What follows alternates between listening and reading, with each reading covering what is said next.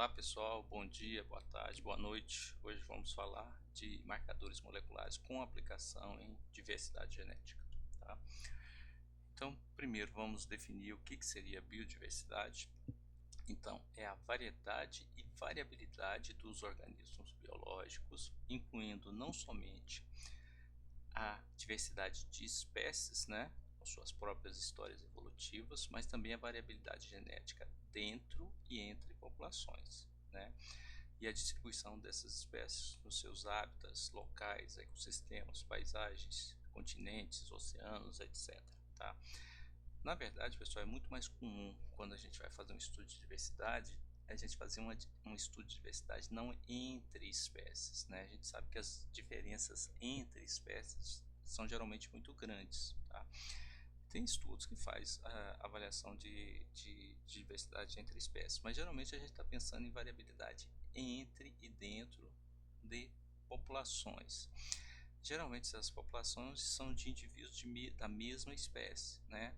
Distribuídos em diferentes hábitats, em diferentes locais, ecossistemas, paisagens, continentes, peixes acima e abaixo de barragem, espécies distribuídas geograficamente a grandes distâncias, altitudes, tá? Então geralmente a gente está pensando na biodiversidade dessa forma. Aqui é só para ilustrar a grande diversidade que a gente tem aí nos organismos, né, em pássaros, em mamíferos, em organismos marinhos, em plantas, né, e essa diversidade pode ser acessada, né, estudada, essa variação genética entre os indivíduos de uma população pode ser acessada e estudada de diversas formas. Então, como é que a gente pode acessar essa diversidade? Usando marcadores genéticos. O que seria um marcador genético? É uma variação ou um polimorfismo que, numa população segregante, se comporta de acordo com as leis mendelianas. E o marcador genético não é somente o marcador molecular. O marcador morfológico, né, que é um fenótipo que usado como marcador, também pode ser um marcador genético, desde que ele se comporte de acordo com as leis mendelianas, tá?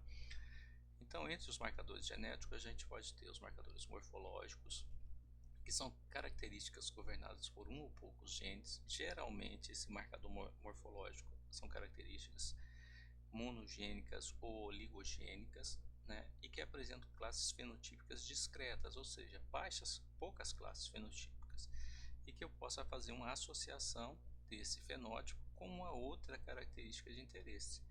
Por exemplo, eu posso, um exemplo hipotético aqui, é um milho que tem a pele mais branca, pode ser um milho que tem maior teor de proteína ou de algum outro nutriente importante, tá? A vaca que tem uma pelagem tal, é uma vaca que produz mais leite. Óbvio, pessoal, que é muito difícil associar uma característica morfológica governada por poucos genes com a característica morfológica governada por muitos genes, como o exemplo que eu citei aqui, hipotético que eu citei aqui da produção de leite, né? Vacas com determinada cor de pelagem tem maior produção de leite, tá? Mas aqui a gente vai focar nesse tipo de marcador, nos marcadores que a gente chama de marcadores moleculares. Todo o resto da aula vai ser nesse sentido.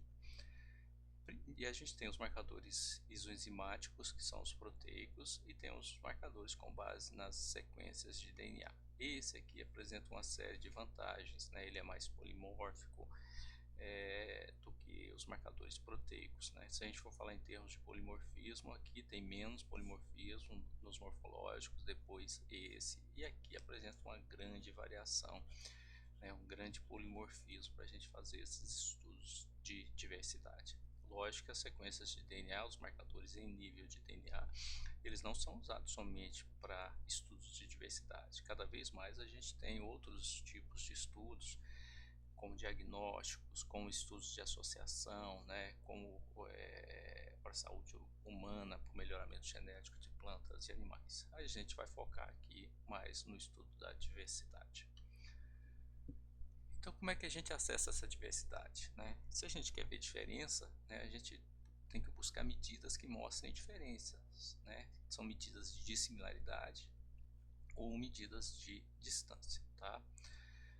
Então a gente pode ter medidas de dissimilaridades obtidas de variáveis quantitativas ou qualitativas. Então isso aqui seriam os dados morfológicos. Eu abordo isso aqui numa disciplina de análise multivariada, a gente fala bastante disso aqui. Quem tiver interesse pode fazer. São as medidas de dissimilaridade obtidas de variáveis binárias, que são aqui os marcadores. Pode ser com dados morfológicos também, que tem presença e ausência, né? Mas temos os marcadores dominantes, aqueles que não permitem a distinção entre homozigotos e heterozigotos. Então a gente tem a presença da banda ou a ausência da banda. Então é um conjunto de dados binários, mas que também servem, né, para calcular, não permite o cálculo de frequência, mas serve para calcular medidas de dissimilaridade e avaliar a diversidade entre e dentro de populações.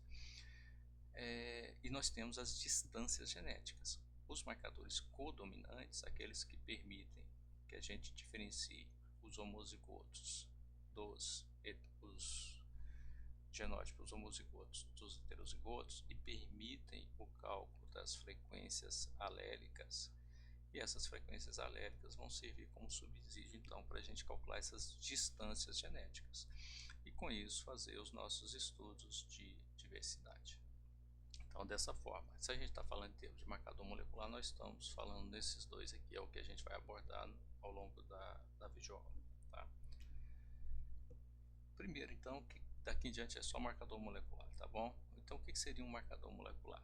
Todo e qualquer fenótipo molecular oriundo de um gene expresso, a exemplo das isoenzimas, que seriam os marcadores proteicos, ou de um segmento específico de DNA, aqui os marcadores em nível de DNA, correspondente a regiões expressas ou não. Então, regiões que não expressam nada podem ser marcadores importantes para estudos de diversidade, bem como para estudos de associação e diagnósticos. Tá? Eu não vou abordar aqui nessa videoaula PCR, eu tenho um áudio, uma videoaula, né, gravada sobre PCR, eu vou disponibilizar para vocês. Tá? Mas assim, muitos marcadores têm como base a PCR, essa amplificação de segmentos específicos de DNA feita in vitro, né, que são subsídios para vários tipos de marcadores moleculares. Tá? Então vocês dêem uma olhadinha lá na videoaula que fala da PCR. Um marcador monomórfico, que seria isso aqui, né, que não apresenta polimorfismos. Se a gente estiver pensando aqui em um gel, todas as bandinhas na mesma altura. Tá? Se a gente quer ver diversidade, que a gente quer ver diferenças, né, isso aqui não vai servir para nada. Tá? Então, o que interessa para a gente é um marcador aqui, polimórfico. Né? Então, existe variação nesses marcadores, né, entre os indivíduos das diferentes populações para marcadores específicos, e isso aqui vai subsidiar o estudo de diversidade entre as populações.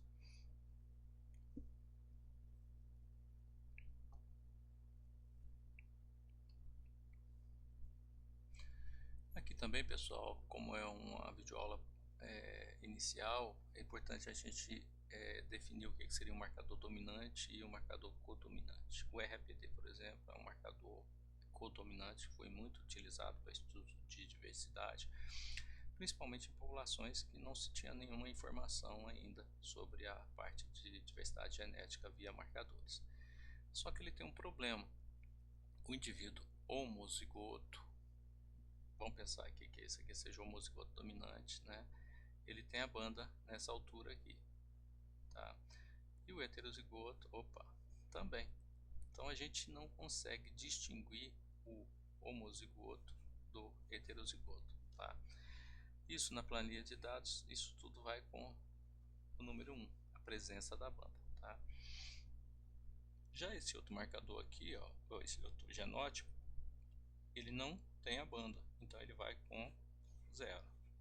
Então o conjunto de dados para análise de um marcador dominante é uma planilha, né, de dados binários 1 e 0. Tá? Qual que é o problema? Eu não consigo estimar, calcular as frequências dos alelos. Se eu quiser calcular aqui a frequência do alelo azão, né, eu vou contar esse número de indivíduos que tem a banda, só que eu não sei se o indivíduo é azão, se é azão. Então, esse número de alelos A eu não consigo T para dividir pelo número de alelos totais, tá? Mas existem estratégias, né, que a gente consegue, mesmo com essa planilha de dados binários 1 e 0, calcular matrizes de dissimilaridade que vão subsidiar estudos de diversidade. Já os marcadores codominantes, como por exemplo o microsatélite, que é o SSR, vejam aqui que esse genótipo azão, essa banda está nessa altura.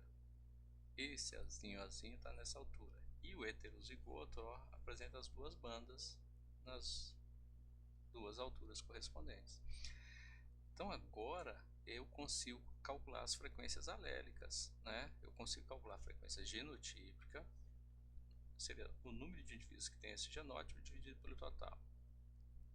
Para os outros genótipos também eu consigo calcular a frequência genotípica, tá? E a partir da frequência genotípica calcular frequências alélicas, e isso subsidia então o cálculo de distâncias, que vão trazer informações muito importantes para os estudos que a gente pode fazer de diversidade dessas populações, tá? Mostrando aqui, ilustrando um GEL, né? Então, o RPD, por exemplo, são primers aleatórios, curtos, né? Que vão ser utilizados no processo de PCR. Após essa amplificação desses segmentos específicos aqui pela PCR, isso vai vir aqui para fazer a eletroforese. Então esse material amplificado vem para aqui, vai ser submetido a uma corrente elétrica, né? E essa banda vai correr, se ela for um fragmento pequeno, ela vai correr mais. Se ela for um fragmento grande, ela vai correr menos. Opa! Tá? Então essas bandinhas são obtidas dessa forma. Geralmente aqui vem um marcador de peso molecular que vai indicar, eu já sei que essa banda nessa altura ela tem um tamanho, um comprimento de pares de base tal. Então eu faço uma inferência, né, sobre os comprimentos de pares de base das amostras aqui ao longo dos indivíduos que estão sendo genotipados aqui, tá? Percebam aqui quando a gente tem esse então é o marcador dominante, esse aqui é o marcador codominante, né? Então aqui depois da eletroforese, ó, duas bandinhas, esse aqui é um heterozigoto, uma bandinha, esse aqui é um homozigoto, vamos chamar ele de Azinho. Esse aqui, ó, uma bandinha, ele é o outro homozigoto, tá? Então eu consigo diferenciar heterozigoto dos homozigotos aqui no marcador codominante. A análise, vamos dizer assim, mais tradicional, feita aí nos laboratórios das universidades, né, envolve então, vamos pensar aqui no RPD, né, como eu falei, a PCR, depois a eletroforese, tá? Então extrai o DNA, amplifica esse DNA via PCR, e isso aqui nas cubas de eletroforese, usa-se um gel como se fosse uma matriz porosa, submete isso a uma corrente, e o DNA que tem fragmentos menores, as bandas, né, que são os fragmentos amplificados de menor tamanho, vamos pegar como se fosse esse aqui, ele caminha mais nessa matriz porosa, nesse gel, e se for um fragmento grande, amplificado, ele caminha menos, né? Então esse aqui é como se ele ficasse aqui, e esse aqui como se ele ficasse, vou chutar aqui, gente, ele ficasse mais coisa. Isso gera então o que a gente chama de polimorfismo, que vai subsidiar a nossa análise de diversidade genética, tá? E por que essas bandinhas ficam de tamanhos diferentes? Vocês já pararam para pensar em relação a isso? Então vamos pensar aqui com o RPT. Deixa eu ver se eu acho um lugar mais limpo aqui para poder escrever. Tá difícil. Aqui mesmo. Então imagine aqui, pessoal, que eu tenho aqui um rio e eu tenho aqui uma barragem, tá? E tem uma espécie de peixe lá que eu quero avaliar, tá? Essa população 1 aqui eu coletei aqui acima da barragem. Essa população 2 eu coletei indivíduos abaixo da barragem. Vamos pensar que são indivíduos da mesma espécie, tá? Então, após eu fazer a PCR, né, dessa população 1, tá aqui o DNA dela. primerzinho que eu usei, ele anelou aqui por princípio de complementação, né? Adenina, timina, citosina, guanina. O outro anelou aqui, também por princípio de complementação, e vai ocorrer a amplificação. Depois de 30 a 40 ciclos, eu vou ter um fragmento desse tamanho aqui, tá? Isso aqui então na população. Já na população 2, após extrair o DNA aqui dos indivíduos, esse sítio aqui não foi encontrado para o primer juntar, anelar. Por quê? Porque pode ocorrer mutações, né, substituições dessas bases aqui, inserções, né? Então não achou essa sequenciazinha para o primer anelar, mas ele achou, como é um primer pequenininho, mais distante, vamos dizer assim, né? Então a mutação é o princípio básico que gera variabilidade também para os marcadores moleculares, como a variabilidade para o processo evolutivo, melhoramento genético e assim segue. Isso vai ser amplificado e vamos ter um fragmento maior, tá? Então quando eu botar para correr o gel na eletroforese, né, esse aqui vai caminhar mais e esse aqui vai caminhar menos, gerando a variabilidade, tá? Então lembre que esse polimorfismo dos marcadores depende dos polimorfismos do DNA, né? E a fonte básica desse polimorfismo então são as mutações. Qualquer marcador molecular, né, essa variação com base em marcadores moleculares, ele está refletindo uma variação no DNA que são originárias por mutações. Já falamos de mutações nesse curso, né? Então isso aqui seria em gel, esse aqui seria uma genotipagem, né, feita em sequenciador, tá? Então isso aqui, ó, é o microsatélite em gel e aqui em sequenciador. Em sequenciador, o que aparece, pessoal? Tá usando esse microsatélite aqui, esse primer, né? E esse indivíduo aqui, o número 2, ele apresenta para esse primeiro marcador o genótipo 244 pares de base, tá bom? Para esse segundo marcador, esse indivíduo também é homozigoto. Só que o indivíduo de baixo, ó, é um heterozigoto, 166, deixa eu apagar para vocês verem, 170, esse indivíduo 3 aqui, tá?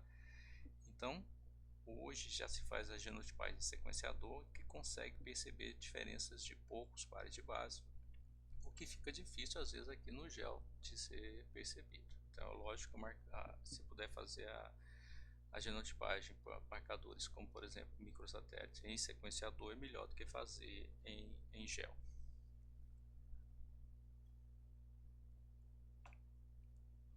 Pois bem, pessoal, exemplos de alguns marcadores moleculares aqui, né? RPD, vamos pegar RPD, microsatélites e os SNPs, tá? Olha a base do RPD, PCR, então é importantíssimo entender PCR, né? Ele é dominante, ele gera vários locos e 2 alelos. Vamos pegar um microsatélite aqui, ó, a base também, PCR com primers específicos, aqui são primers arbitrários, então ele pode ser utilizado para espécies que você não fez nenhum estudo ainda. Já os marcadores microsatélites, você tem que desenhar os primers para aquela espécie que você vai estudar, se eles não existirem, ou utilizar de outros estudos. Só que ele é codominante, né? Locos únicos, e interessante aqui que ele é polialélico, né? Não é somente bialélico como os SNPs, tá? Os SNPs que têm sido os marcadores mais recentes, né? Muito importante para estudos de associação, para melhoramento genético, para doenças humanas, tá? Ele é codominante, tá? E ele é uma desvantagem dele em relação aos microsatélites é que ele é somente bialélico, ele não é multialélico. Só que aqui o número de microsatélites de SNPs que são gerados é tão grande que ele supera com larga margem de vantagem aqui os microsatélites, tá? Então aqui é uma passada bem rápida, pessoal, depois vocês procurem ler nos livros, estagiar aí, né, para entender um pouco mais desses marcadores moleculares. Os microsatélites então são sequências curtas de 1 a 6 nucleotídeos repetidas em tandem. O que dá o polimorfismo é o número de repetições de cada microsatélite. como eu falei, ele é multialélico, ele é codominante, permite a detecção de heterozigotos, são altamente reprodutíveis. Era um problema que a gente tinha com o RPD, que foi contornado com os microsatélites, né?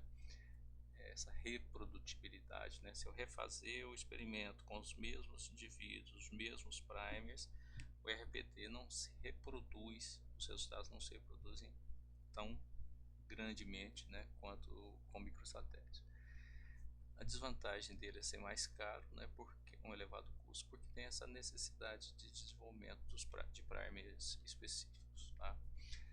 Os SNPs, né, que têm sido bastante utilizados tanto para diversidade quanto para estudos de associação, quanto para diagnósticos, né?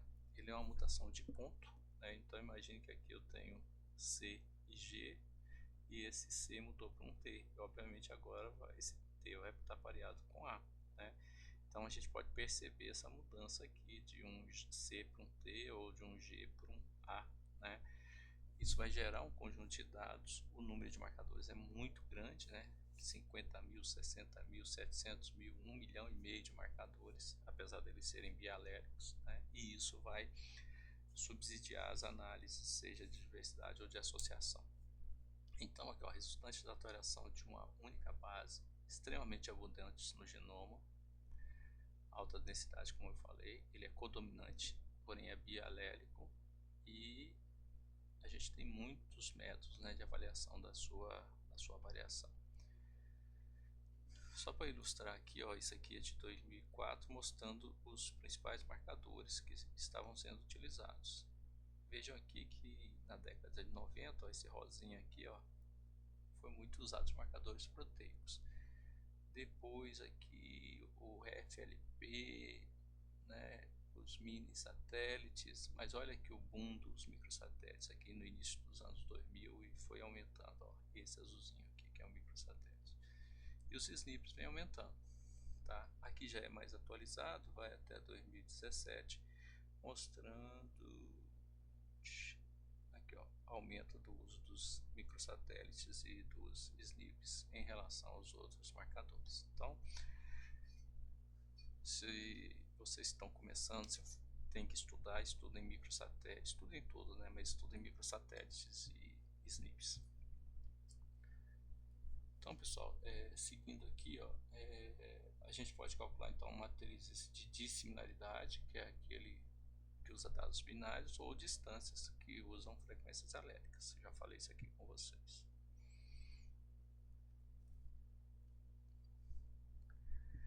Então, com dados binários, né, a gente pode ter medidas de similaridade. Os principais índices utilizados são esses aqui. Então, eu vou mostrar alguns desses aqui para vocês, né, para a gente saber como é que a gente transforma aquelas bandinhas, né, aqueles polimorfismos, aqueles géis que aparecem nos livros, nos artigos, em número, em gráficos que refletem a diversidade.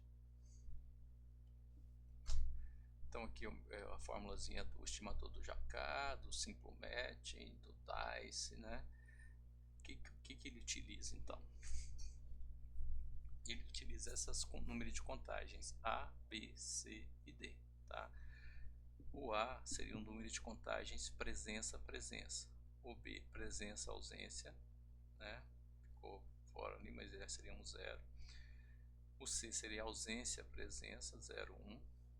E o D seria ausência-ausência. Depois que eu tiver o número de A, o número de B, o número de C e o número de D, basta eu aplicar a fórmula, né? Mas tem um exemplo numérico aqui que vai facilitar o entendimento de vocês. Então imagine que eu fiz lá um estudo, tem aqui indivíduo 1, 2, 3 e 4, eu quero calcular a matriz de distância de 1, 2, 3 e 4, tá? Então a matriz de distância ela vai ser assim, ó, 1, 2, 3, 4, 1, 2, 3, 4. A distância, a dissimilaridade dele com ele mesmo é 0, tá? E ele é uma matriz simétrica. Essa posição aqui, ó, 1, 2 é 0,44, essa posição aqui também 1, 2 é 0,44, tá? Não aparece porque ela é uma matriz simétrica, tá? Pois bem, então como é que eu calculo esse número de contagens A, B, C e D, né? para mim calcular a distância, eu tenho que calcular a distância do, olha bem, 1 com 2, 1 com 2, 1 com 3, 1 com 4, todos os pares de distâncias. E é isso que está sendo mostrado aqui, ó, tá? Então vamos pegar 1 com 2, que seria o valorzinho que a gente vai botar aqui, ó.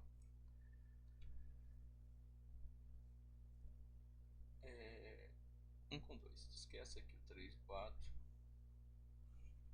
Tá? Vamos calcular a distância do 1 com 2. A seria presença, presença. Então o A, vamos botar em algum lugar aqui, ó. A seria então 1, 1, presença, presença, ó. Então aparece, tem a banda, uma vez, duas vezes, três vezes, quatro vezes. Então o A aparece aqui igual a 4, tá bom?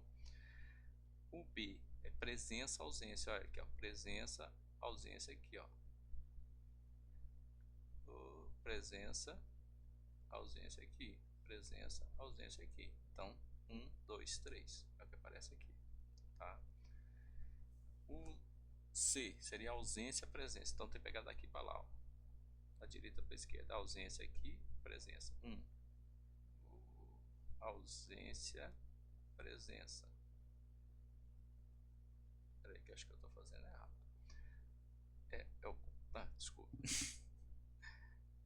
É ausência aqui, né? Presença. Uma vez está aqui e tem mais uma, né? Aqui, ó, ausência, presença. Então é duas vezes. E o D é ausência, ausência, né? D aqui está igual a 1. Então tem que achar o que é o D aqui.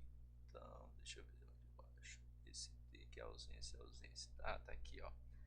Então existe um marcador nessa altura aqui, que aqui ele não tem, aqui ele tem, aqui ele não tem e aqui ele não tem, tá?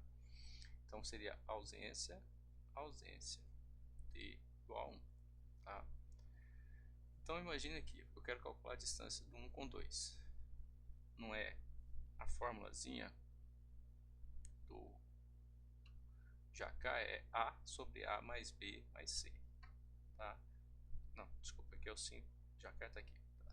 É A sobre A mais B mais C, tá? Então A vale 4, tá aqui, ó, 4, sobre A que vale 4, B que vale 3, C que vale 2. Então a distância 1 com 2 é 0,44, tá? Que é o que apareceu aqui, ó, tá? Esse aqui é calculado por Jacquard. As outras fórmulas, né? Olha aqui, se eu quiser o simple match, é A mais D, então aqui é A, aqui é D, é sobre A mais B mais C mais D, tá bom? Então calculei a matriz de distância, essa matriz de distância então vai ser subsídio para fazer um gráfico, uma análise de agrupamento e aí mostrar a diversidade entre as populações, tá? Isso aqui são todos os softwares, existem muitos outros para estimar essas medidas de dissimilaridade. Então, com base naquela matriz de distância, eu posso calcular, por exemplo, usando um método de agrupamento, um bem comum chamado UPGMA, e fazer um dendrograma. Tá vendo o nome desse gráfico aqui, ó? Vem de árvore, né? Da dendrologia, né? Da engenharia florestal. Eu tenho um gráfico de agrupamento aqui. Então, se eu fizer um ponto de corte, aqui, eu tenho dois grupos, ó, um formado por esses duas populações e outro grupo formado por todas essas populações aqui, tá? Esse valorzinho que aparece aqui em vermelho e verde é o valor de bootstrap, é o valor de consistência desses nós aqui, que depois em outras disciplinas a gente pode discutir, que ajuda a gente a definir esse ponto de corte aqui, tá? Acho que tem um slide aqui na frente que dá pra gente falar o que seria o bootstrap. O AU também é uma medida nesse mesmo sentido.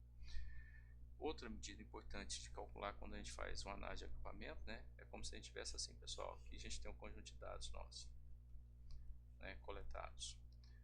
Aquela planilha de uns e zeros. Com isso a gente calcula essa matriz de similaridade. E com a matriz de similaridade a gente faz o nosso dendrograma, nossa análise de agrupamento.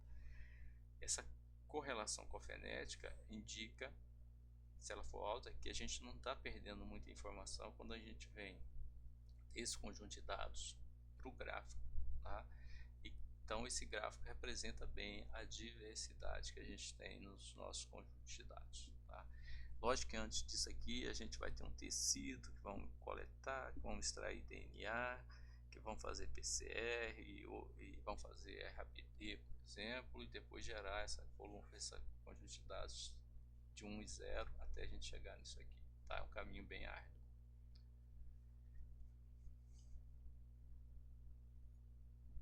Isso aqui é um exemplo de Bootstrap, né? Então imagine que eu estou avaliando lá blocos de 1 a 9, tá? Diversidade entre algumas populações que eu quero avaliar. Aí, Bootstrap geralmente você pede lá uma permutação, né? Uma reamostragem, ou até 1000, 10.000, né? Quantas você quiser, quantos dendrogramas ele vai gerar, para depois gerar um dendrograma consenso. Ele faz uma reamostragem com reposição. Então é mais ou menos que eu pegasse esses 9 blocos, botasse eles todos aqui dentro de uma caixa e fizesse um sorteio. Peguei um, deu bloco 2. Botei ele aqui dentro de novo, peguei de novo, deu bloco 2. Botei aqui dentro de novo, peguei, deu bloco 3. Tá? E aí eu faço um dendrograma com esse aqui. E eu vou fazendo isso 10.000 vezes e faço o dendrograma. Tá? Depois, como se eu sobreposse esses dendrogramas, e se o nó repetir naquela mesma altura de distância todas as vezes, é 100%. Se repetir 98%, é 98%. Tá? Então é assim que é a ideia do Bootstrap. Tá? A correlação cofenética, então, a gente tem a nossa matriz de distância ou de similaridade com os dados originais e tem a matriz de agrupamento. Quando vocês for fazer algum curso que vai ensinar a fazer um PGMA, por exemplo, eu tenho cursos que eu mostro isso, né? Então ele gera uma outra matriz de agrupamento. Então aqui seria os seus dados originais e aqui seria a matriz de agrupamento, por exemplo, por o PGMA, né? A correlação entre essas duas matrizes aqui vai dar coeficiente de correlação cofenética, que aqui no caso do 0,88, isso deve ser acima de 0,7 pelo menos, indica que aqueles dados que a gente utilizou para gerar o dendrograma, né, esse dendrograma é eficiente para inferir sobre a diversidade que existe nos dados originais, nas populações originais, né. Para calcular distâncias genéticas, né, a gente tem que ter um marcador codominante, que eles permitem então, que a gente faça o cálculo das frequências alélicas. E a gente pode usar várias medidas de distâncias, né, como Ney, Rogers, Reynolds, e aqui vários softwares também para fazer essas análises. Existem outros softwares, viu, gente? Uma explicação rápida aqui então, como é que a gente calcula essas distâncias genéticas para marcador codominante. Veja, primeiro tem que calcular essa identidade. Imagine que eu tenho uma matriz de distância, né, entre 4 genótipos, então eu tenho 1, 2, 3 e 4, 1, 2, 3 e 4. Eu tenho que calcular as distâncias entre os pares. Dele com ele mesmo é 0, né? Então tem que calcular 1, 2, que vai entrar aqui, ó. Seria esse valor, ó. Tá bom? 1, 3, 1, 4, 2, 3, 2, 4, 3, 4, tá? Para montar essa matriz de distância. Percebam que agora que essa identidade, né, depois o logaritmo natural dessa identidade vai dar o valor de distância. O PU1, aqui ó, frequência do alelo U na população 1, tá? Então depende de frequência alélica, que eu só consigo obter quando eu tenho marcador codominante, tá? Então a gente tem que ter um conjunto de dados, montar uma planilha de análise de dados, né, e utilizar esse estimador e utilizar essa fórmula, tá? Então imagine que eu quero ver as diferenças, né, a diversidade da população A com a B. E eu fui lá, né, acima da barragem aqui, coletei 5 exemplares da população A, fui na população B abaixo da barragem, coletei 5 exemplares, extraímos os DNAs, usamos primers de microsatélites, fizemos a PCR, depois a genotipagem em gel, né, tem essas bandinhas aqui em gel, e agora a gente tem que gerar o nosso conjunto de dados. Então imagine que a gente tem o loco 1, que tenha 2 alelos, né? Tá vendo aqui, ó, as alturas. O loco 2 tenha 4 alelos, então aqui, ó, esse é o primeiro, esse é o segundo, esse é o terceiro, esse é o quarto, tá? O loco 3 que tenha 3 alelos. Eu acho que esse aqui é o primeiro, esse é o segundo, parece que é, e esse aqui é o terceiro, né? Ó, acho que sim. Vê que essa genotipagem com gel, né, ela pode dar problema, né? A gente não sabe direito se esse aqui está na mesma altura desse, né? Imagine, isso aqui está na altura diferente, mas imagine um que tem um número de pares de base muito a diferença é muito pequenininha, né? Agora, como é que a gente vai transformar isso aqui em um conjunto de dados para fazer uma análise de diversidade? Então vamos lá. Então tá aqui a população A, essa aqui, e aqui a população B, que é essa aqui. E aqui os 5 indivíduos, ó, 1, 2, 3, 4, 5. 1, 2, 3, 4, 5 para a população A, 1, 2, 3, 4, 5 para a população B. Como é que eu chego nesse genótipo desse indivíduo? 1 por loco 1. Ele é 1, 1. Tá vendo aqui, ó? Lembra que quando ele tem uma bandinha só, ele é homozigoto? Então, é o primeiro aqui, ó.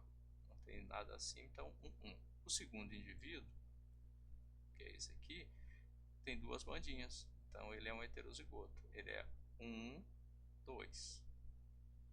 Então, aqui. Esse aqui é 2, 2. Aqui. Esse aqui é 1, 1. Tá aqui. Tá? Dessa forma, então, a gente vai fazendo montando os nossos conjuntos de dados. Tá?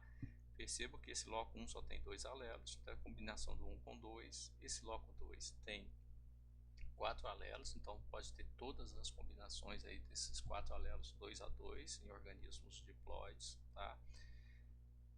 E o loco 3. Então aqui estão nossos conjuntinhos de dados, né?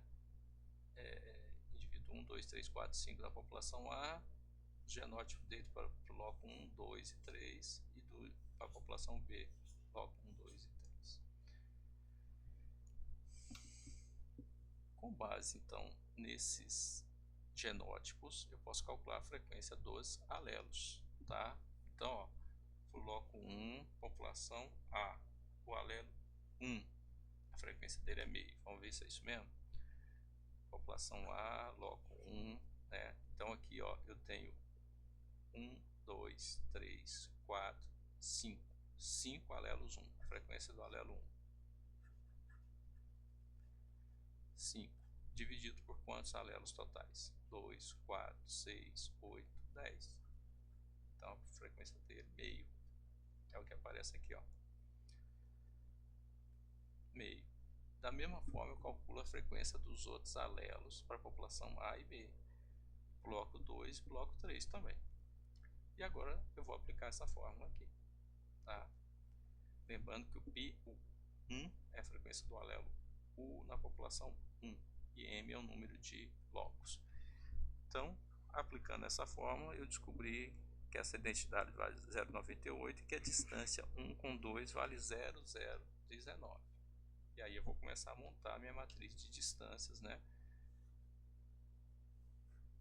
Eu tenho aqui distância 1, 2, 1, 2.